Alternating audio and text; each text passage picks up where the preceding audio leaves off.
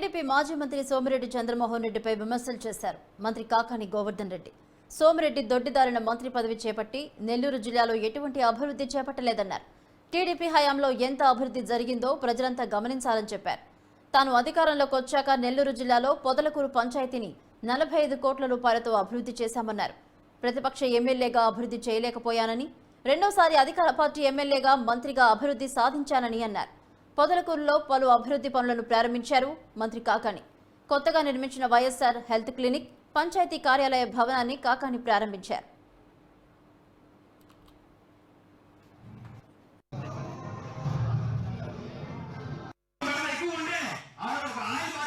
చిన్న చిన్న సమస్యలు వచ్చినా సరే నేరుగా మీకు కూతబెట్టు దూరంలో పిలిస్తే పలికేటువంటి విధంగా ఈరోజు ఈ వైద్య కేంద్రం, ఆరోగ్య కేంద్రాన్ని ఈరోజు మనం ఏర్పాటు చేసుకోగలిగాము అంటే ఈ ప్రభుత్వం సంక్షేమ కార్యక్రమాలతో పాటు అభివృద్ధికి ఎంత పెద్దపీట వేస్తుందని చెప్పడానికి ఈ రోజు మనం ఇక్కడ నిర్మించుకున్నటువంటి ఈ ఆరోగ్య కేంద్రం ఒక ఉదాహరణ అని చెప్పి మీ అందరికీ సందర్భంగా మనం చేస్తున్నాం.